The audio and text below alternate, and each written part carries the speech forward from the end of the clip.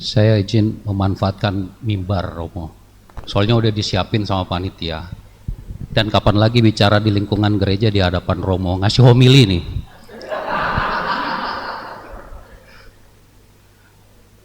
Yang saya hormati Romo Heru, Romo Ardi, Prof. Adrianus, senang juga nih satu panggung sama beliau. Kalau dulu biasanya diuji sama beliau, sekarang beliau mendampingi sebagai moderator, memoderatori kegiatan. Bu Bernadette, Ibu Bapak, warga paroki Santo Thomas, Gereja Katolik Santo Thomas. Selamat pagi, shalom, salve. Tadi Romo Heru sudah menyampaikan anak-anak kita sedang diincar oleh dunia digital. Ini menarik temanya. Untuk sebelumnya kita coba lihat, ada video yang saya siapkan.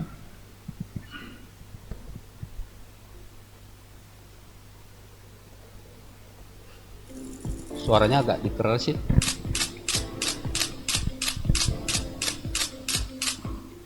Perkembangan teknologi digital dalam beberapa dekade terakhir telah mengubah cara masyarakat berinteraksi, belajar, dan mengakses informasi. Internet kini tidak lagi terbatas pada kelompok usia tertentu. Teknologi ini telah menjangkau hampir seluruh lapisan generasi, mulai dari generasi yang tumbuh bersama perkembangan teknologi hingga generasi yang lahir di tengah ekosistem digital. Berdasarkan survei yang dilakukan oleh Asosiasi Penyelenggara Jasa Internet Indonesia tahun 2025, tingkat penetrasi internet di Indonesia mencapai 80,66%, meningkat 1,16% dibandingkan tahun sebelumnya. Jumlah pengguna internet juga terus bertambah. Pada tahun 2025, jumlah pengguna internet mencapai 229 juta jiwa. Transformasi aktivitas ke ruang digital melalui internet seringkali diibaratkan sebagai koin bermata dua. Di satu sisi, internet memberikan berbagai kemudahan.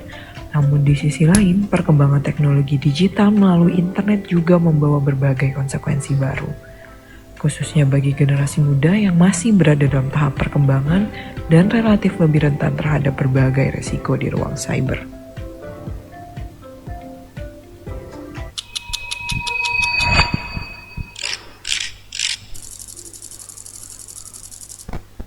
Oke, baik. Kita masuk ke materinya. Ibu Bapak, ini hanya sekedar untuk kita bisa lihat saja. Nanti mungkin kita akan banyak mendalami dari tanya jawab, karena ini waktu yang diberikan oleh Prof. Adri 20 menit. Kalau beliau sudah kasih waktu 20 menit harus dipatuhi itu. Nanti nilainya berkurang soalnya. Baik Ibu Bapak, perkembangan teknologi dari Ibu Bapak bisa melihat,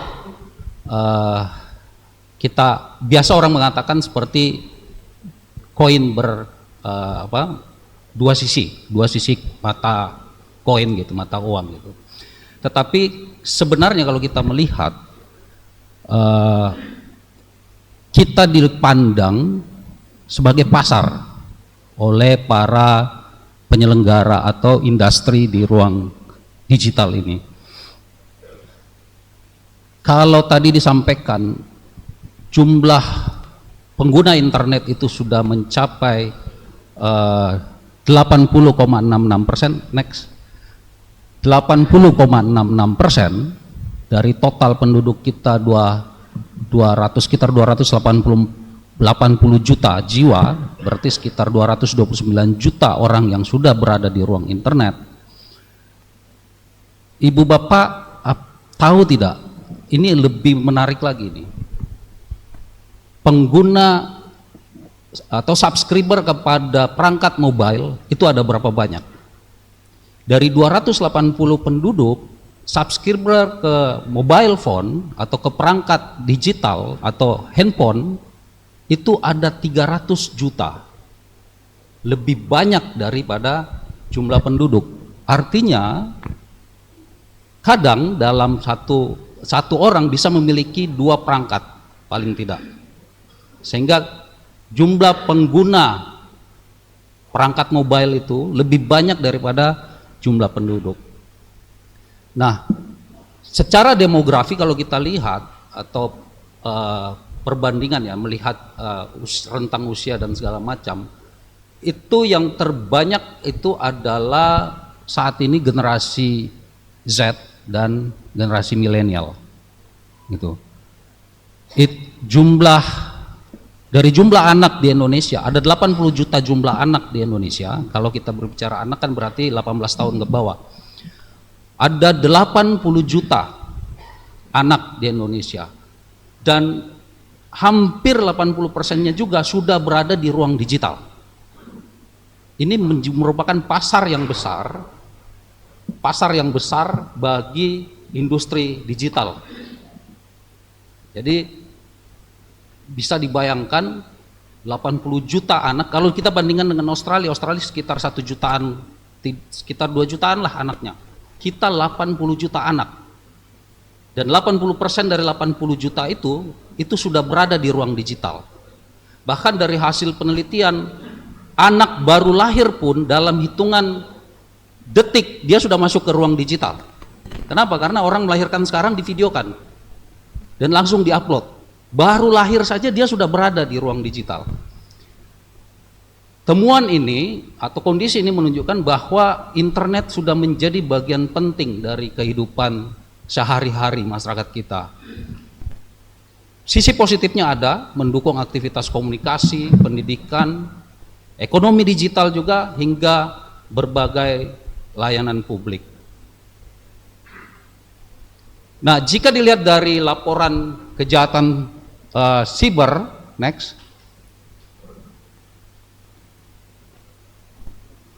ini kita bisa mengatakan ini suatu paradoks. Dari transformasi digital yang begitu masif, dengan keuntungan-keuntungan yang kita dapatkan di ruang digital, di sisi lain dengan perkembangan itu ada dampak yang terjadi. Dari data yang Ibu Bapak lihat ini, terlihat bahwa yang paling sering dilaporkan itu penghinaan atau pencemaran nama baik. Kasusnya ada 2.350 laporan, diikuti judi online 1.867 kasus. Kemudian ada perundungan 840 kasus. Nah, selain itu terdapat juga laporan terkait kejahatan kriminal umum, ada 69 kasus, pemalsuan dokumen 36 kasus, provokasi penghasutan 25 kasus, penyebaran hoaks atau berita palsu 15 kasus. Nah, jumlahnya kalau kita lihat kecil, tetapi ini kasus yang sangat sensitif.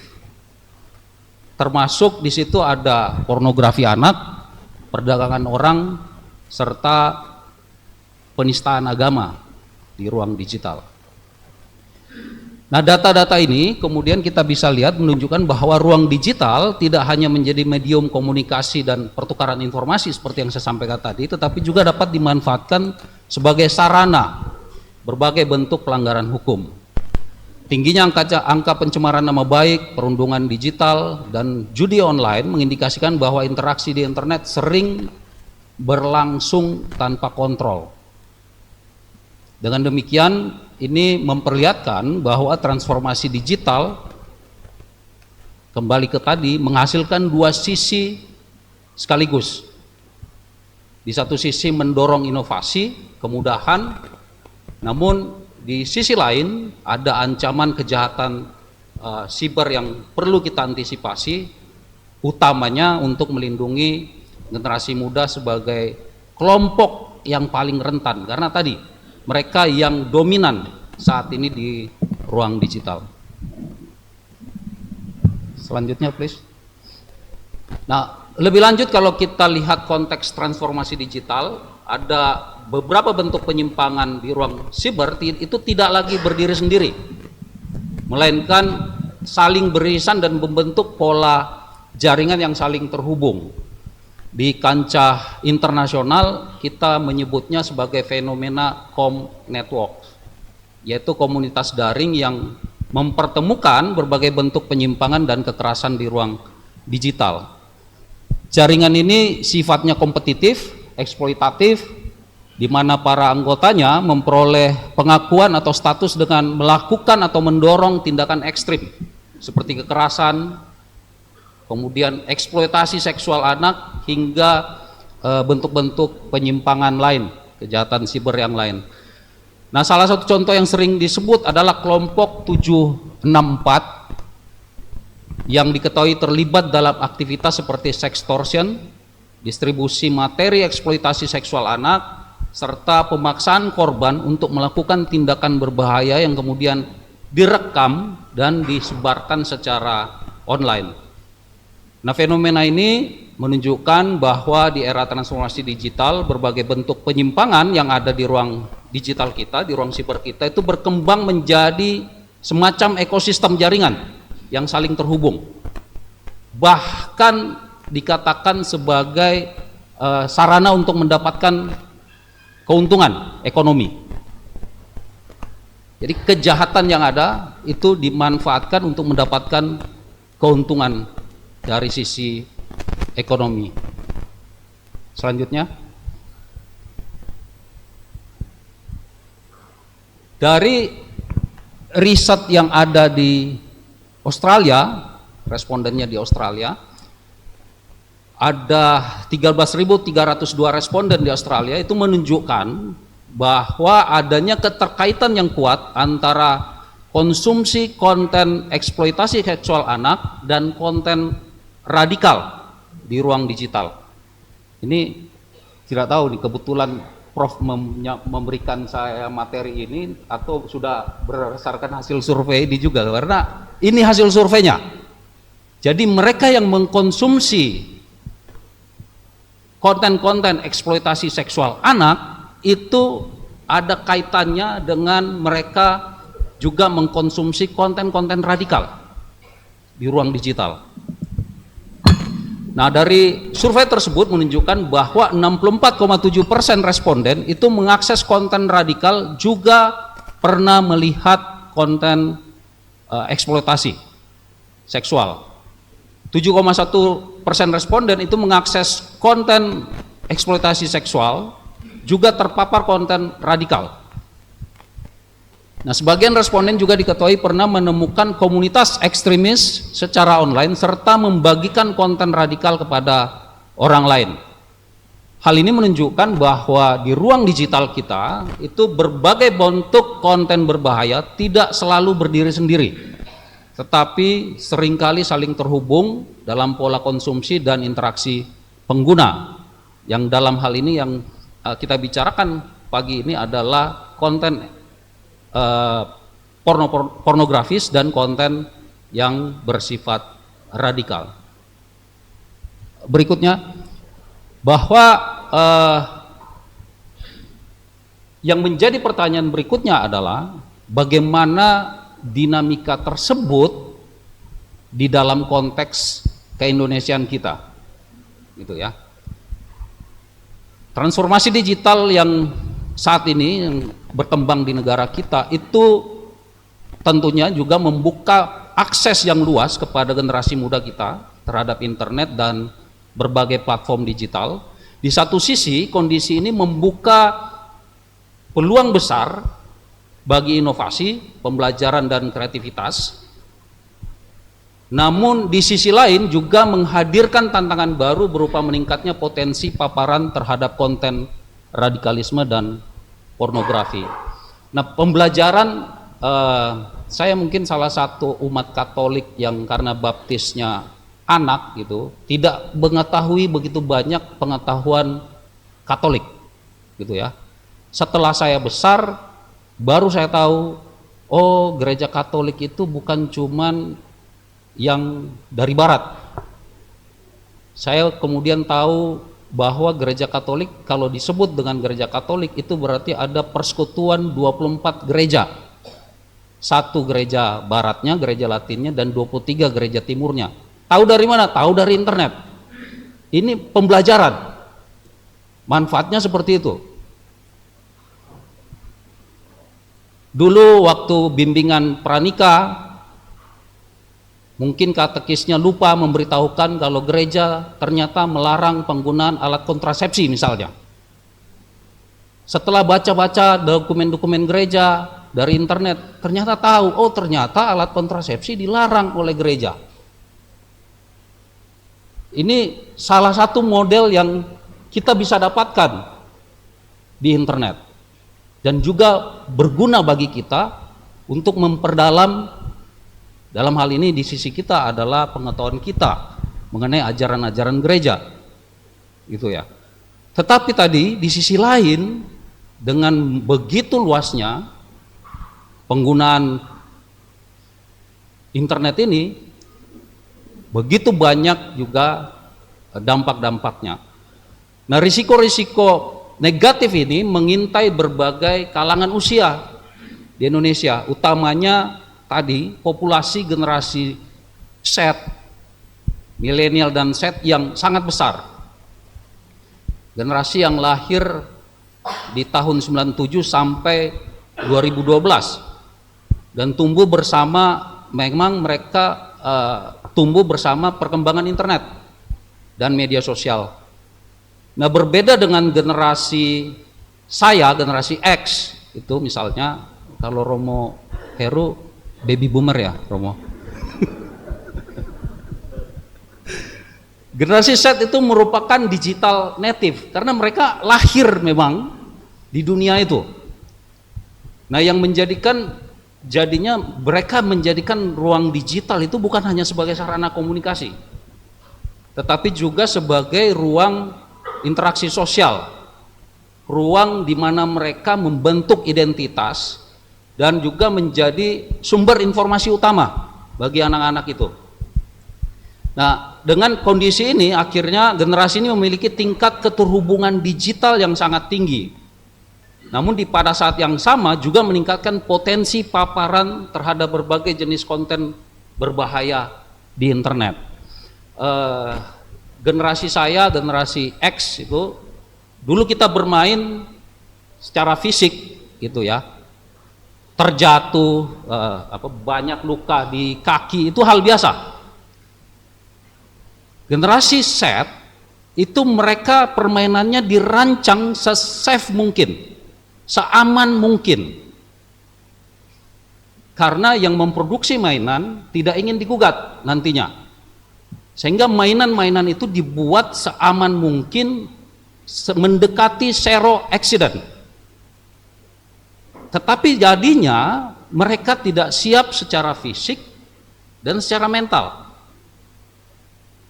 Begitu masuk ke ruang digital yang begitu bebas, pagarnya tidak ada, safety-nya tidak ada, sehingga ketika mereka di ruang fisiknya secara fisik dan mental sudah tidak siap, masuk di ruang digital terpapar dengan segala hal, mereka juga tidak siap.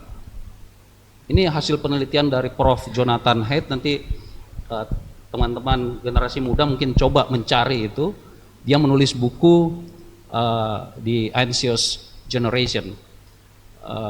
Karena kondisi ini menyebabkan generasi Z gamang menghadapi perkembangan yang ada saat ini, transformasi digital yang terjadi. Nah, kondisi ini menyebabkan generasi ini sebagai kelompok yang sangat strategis tadi, sekaligus rentan dalam landscape konvergensi kejahatan digital saat ini. Tadi saya sampaikan, ini pasar yang besar di Indonesia, dan industri melihat itu. Kalau Ibu Bapak kemarin melihat Bu Menteri melakukan sidak ke salah satu kantor media sosial terbesar di Indonesia dengan customernya itu, konsumennya ada 112 juta penggunanya di Indonesia, itu salah satu keprihatinan pemerintah karena melihat Meta hanya memandang kita sebagai pasar tanpa menyiapkan pagar-pagar yang mematuhi regulasi dari kita. Kemarin dari hasil laporan yang masuk dan upaya yang kita mintakan kepada Meta untuk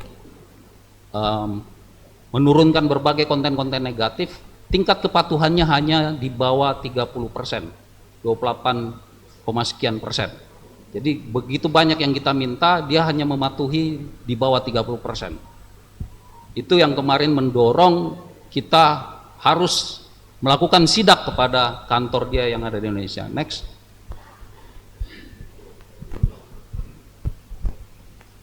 Nah, dalam konteks Indonesia tadi, tantangan terkait konten berbahaya di ruang digital juga terlihat cukup signifikan, khususnya terkait pornografi anak. Berdasarkan rujukan survei dari National Center for Missing and Exploited Children, Indonesia tercatat menempati peringkat keempat secara global dan peringkat kedua di ASEAN dalam kasus pornografi anak di ruang digital. Nah, sejalan dengan hal tersebut, Kementerian Komdigi juga melakukan upaya penanganan dan pemutusan akses terhadap konten negatif. Tercatat dari tahun 2021 hingga Maret 2026 itu ada 1.450.000 konten pornografi digital yang telah ditangani dan diturunkan dari berbagai platform digital, mulai dari website, media sosial hingga layanan berbagi pesan. Nah, data-data ini menunjukkan bahwa penyebaran konten pornografi di ruang digital masih menjadi tantangan serius, terutama karena banyak beredar pada platform yang juga digunakan oleh generasi muda, sehingga meningkatkan risiko paparan terhadap konten berbahaya di internet. Berikutnya,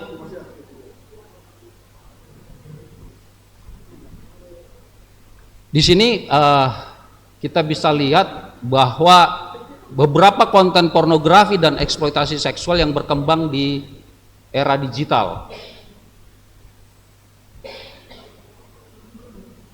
Pertama adalah pornografi dan eksploitasi seksual sebagai berbagai bentuk materi visual, audio, atau tulisan yang membuat aktivitas seksual dan disebarkan secara ilegal.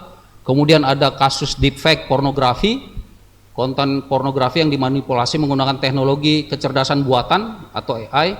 Ini ada OMK berapa banyak yang menggunakan AI di sini, yang pakai ChatGPT, yang pakai Grok, yang pakai Gemini.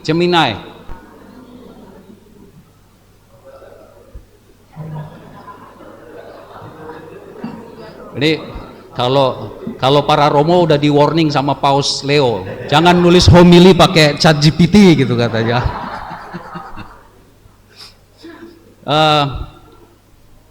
Ini fenomena yang terjadi saat ini. Nah, deepfake itu marak juga. Ingat kemarin ada peristiwa ketika Menteri Keuangannya masih Bu Ani, ada video yang menyampaikan beliau menyampaikan pernyataan bahwa guru itu adalah beban negara. Mohon maaf Prof, ternyata itu adalah deepfake buatan AI itu ya. Nah, dalam kasus live streaming seksual ilegal, siaran langsung melalui platform digital yang menampilkan aktivitas seksual secara real time, itu ada juga nih. Aktivitas ini sering melibatkan eksploitasi dan merupakan tindakan yang melanggar hukum. Kemudian ada sextortion dan grooming. Sextortion merupakan pemerasan dengan ancaman penyebaran konten seksual korban, sementara grooming adalah manipulasi psikologis yang dilakukan pelaku untuk membangun kepercayaan korban, terutama anak atau remaja, dengan tujuan eksploitasi seksual.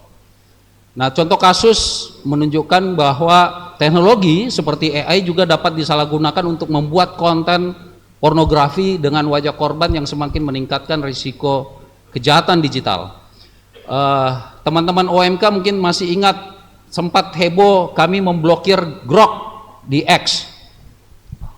Itu karena berkali-kali kita minta X untuk melakukan pengaturan ulang terhadap Grok, karena begitu mudah orang minta ke Grok di platform X itu, Grok tolong ubah foto ini menjadi gambar perempuan yang mengenakan hanya bikini misalnya. Oh, di sini ada anak-anak. Itu dilakukan sama Grok. Jadi ada beberapa korbannya, public figure kita dibuat seperti itu. Nah, kami kemudian mengundang X, tidak datang, kita kasih peringatan berkali-kali, akhirnya saat itu saya minta langsung udah tutup aja kontennya, blok. Jadi ternyata Inggris sudah ribut, Perancis sudah ribut, di mana-mana sudah ribut, tapi yang memulai pemblokiran Grok adalah di Indonesia. Ini langkah berani juga yang diambil oleh Komdigi, Bu Menteri pada saat itu. Bu Menteri meminta kami untuk melakukan analisis dan bagaimana dampaknya ketika kita melakukan pemblokiran. Karena dia tidak patuh, akhirnya kita blok Groknya. Sempat rame. Ada beberapa yang kemudian ini gini, anak saya juga sempat protes. Ini Pak, saya lagi nyusun skripsi, persiapan, cari data dari situ. Tapi negara harus mengambil tindakan untuk melindungi hak warga negaranya. Kebebasan berekspresi itu adalah hak setiap orang, tetapi kebebasan yang bukan tanpa batas. Itu juga perlu dipahami. Nah, next, selain pornografi, tantangan lain yang juga berkembang di ruang digital kita itu adalah penyebaran konten radikal yang semakin mudah menjangkau generasi muda melalui berbagai platform online. Ingat kasus SMA 72? Ini anak-anak muda yang begitu bersemangat gitu ya, kemudian meniru peristiwa yang ada di New Zealand. Itu bahkan di senjata air gunnya dia itu dia tulis nama-namanya itu, dan kemudian terpaparnya dari grup kecil yang ada di WhatsApp. Rata-rata pakai WhatsApp nggak? WhatsApp, WA. Nah, dari kelompok itu kemudian mereka diarahkan kepada video-video kekerasan. Ya, video-video kekerasan yang kemudian dia terinspirasi dan ingin membalas dendam terhadap pembulian yang dia alami di sekolahnya dengan melukai beberapa temannya yang dianggap membuli dia. Itu Prof. Adri sempat mengirimkan beritanya ke saya, untung pelakunya sama gitu katanya, karena kejadiannya di masjid gitu. Kalau berbeda bisa rame gitu kan.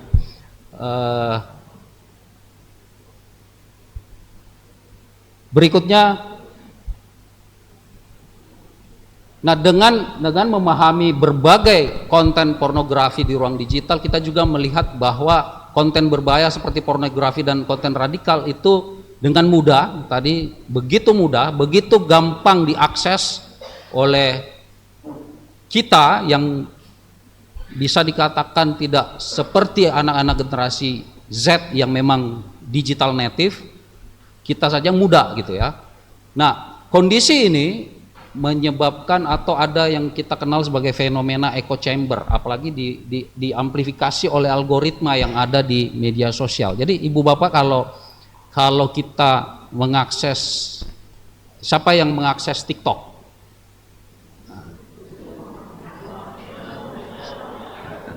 Saya ngakses TikTok tapi biasanya masuk ke roomnya Romo Cafe. Ada yang kenal Romo Cafe?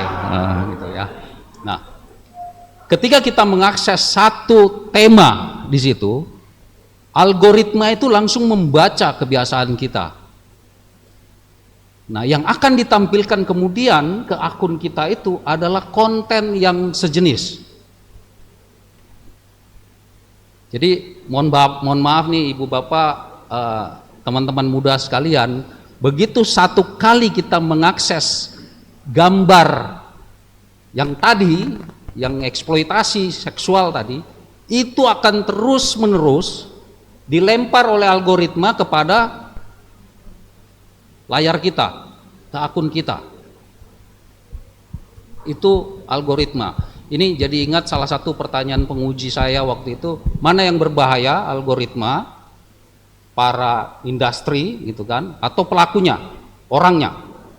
Saya bilang kalau dalam konteks ruang digital, algoritma walaupun tidak memiliki intens, tidak memiliki motif, tetapi tanpa kontrol dia bebas.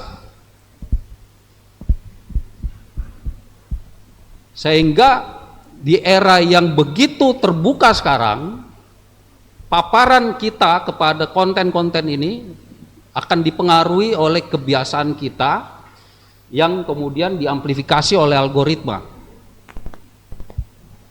Ini yang menjadikan echo chamber, ruang gema. Kalau kita ngomong itu kan bergemahnya itu kembali ke suara kita sendiri yang kita dengarkan. Nah, proses ini tadi diawali dari paparan awalnya. Kemudian akibatnya ini menjadi kebiasaan dan akhirnya kita menganggap itu hal biasa. Normal, terjadi proses normalisasi. Gitu ya.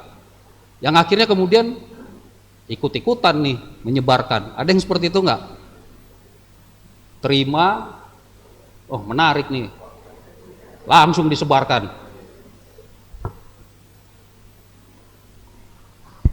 Ya, nah ini akibatnya mengubah yang tadinya kita hanya konsumen gitu, akhirnya mengubah posisi kita menjadi pelaku penyebaran konten, ikut menyebarkan konten radikal maupun pornografi di ruang digital kita. Jadi dari awalnya cuma lihat, nonton, tiba-tiba karena ini menjadi terus menerus masuk, gitu ya, ikut menyebarkan. Sama dengan hal yang terjadi belakangan yang kemudian membuat heboh tanah air, konten-konten disinformasi tanpa kita lakukan pengecekan, kemudian kita bagi, menganggap itu benar. Next, Prof masih lama Prof. Konten radikal dan pornografi di ruang digital itu dapat menimbulkan berbagai dampak bagi generasi muda. Salah satunya adalah self radicalization.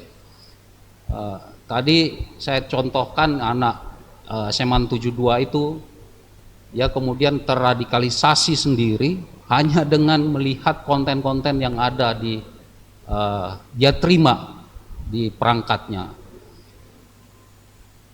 Nah, juga menjadi rentan terhadap manipulasi dan eksploitasi serta ujungnya menjadi adiktif tadi.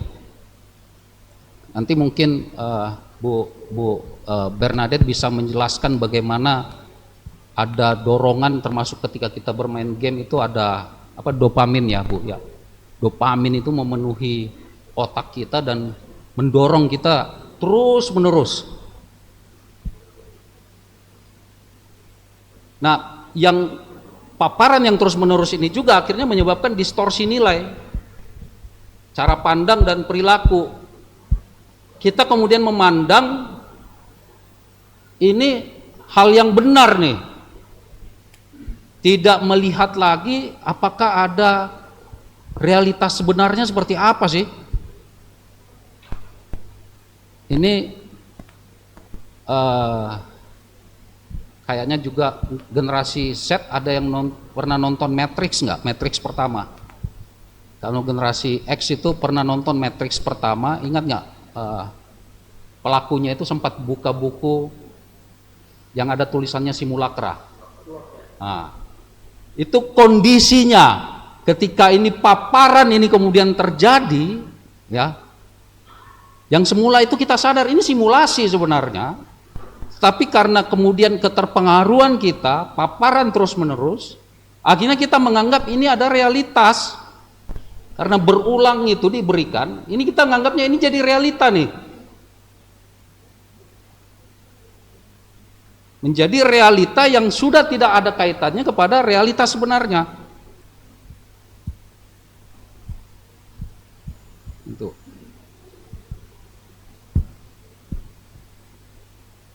Jadi begitu dahsyatnya pengaruh ruang digital kita sehingga menciptakan suatu realita baru yang sudah tidak ada kaitannya sebenarnya dengan realita sebenarnya. Itu menjadi beberapa dampak kira-kira. Selanjutnya, oh ya, ini beberapa tantangan yang kita hadapi dalam tugas kami di pengawasan ruang digital, bahwa tadi itu kontennya sangat masif gitu ya. Kemudian perpesanan yang kita punya WA itu end to end encryption, artinya yang tahu isinya itu hanya pihak yang berkomunikasi, hanya antara A dan B yang sedang berkomunikasi, itulah yang tahu isi pesan dia. Bahkan si Meta yang punya platform itu tidak tahu isinya. Nah, ini mengakibatkan kita tidak bisa melakukan monitoring terhadap konten apa yang dikomunikasikan oleh dua pihak tersebut.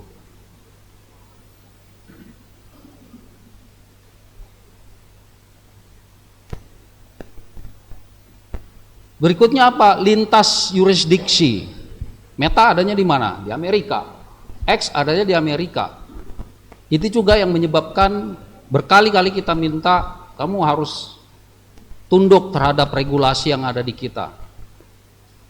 Terakhir saya sudah menyampaikan pesan, kamu harus berkonsultasi dengan pemerintah ketika harus menyusun community guideline yang ada di tempat kamu. Berapa banyak dari kita yang membaca community guideline yang ada di IG misalnya, anak-anak OMK nih, berapa banyak yang dari kita membaca community guideline? Nggak ada ya. Itu sama ketika ada yang mengajukan kartu kredit, disclaimer-nya nggak dibaca, akibatnya ribut. Kok saya ditelepon terus menawarkan kartu kredit? Ya kamu nggak baca nggak? Bapak Ibu baca nggak pada saat mengisi formulir pengajuan kartu kredit? Ada disclaimer-nya di situ bahwa data Bapak Ibu akan diberikan kepada pihak ketiga. Dan ketika kita menandatangani berarti kita setuju. Nah, itu yang terjadi di community guideline kalau kita tidak baca, atau ketika kita menginstal, berapa banyak dari kita menginstal aplikasi di PC kita, di komputer kita, membaca tuh. Membaca policy-nya dia. Sangat jarang yang membaca itu.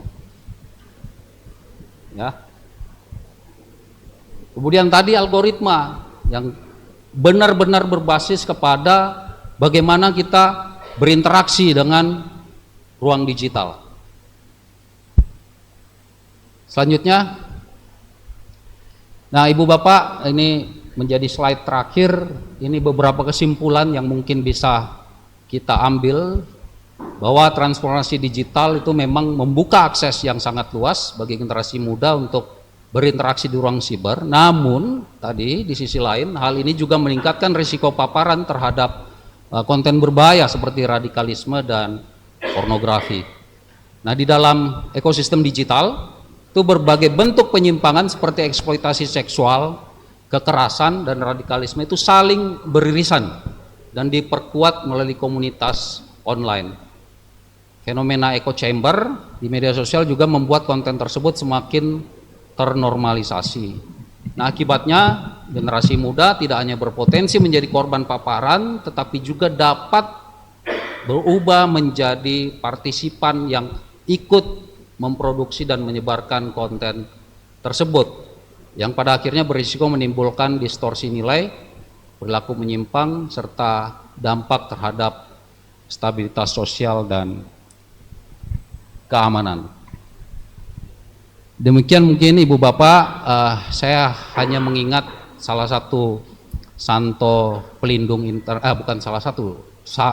santo pelindung internet kita, santo modern kita, Santo Acutis, itu pernah mengatakan jangan takut terhadap internet, karena internet sebenarnya hanya tools. Bagaimana kita kemudian menggunakan dan memanfaatkan tools itu. Tetapi ada satu quote yang sangat menarik dari Santo Acutis yang mengatakan setiap orang itu lahir original, asli, dan meninggal sebagai fotokopi. Kita jangan sampai kemudian menjadi fotokopi. Kita harus bisa tetap mempertahankan originalitas kita. Demikian dari saya, terima kasih. Saya mohon maaf kalau ada kata-kata salah. Saya kembalikan ke Prof. Adri.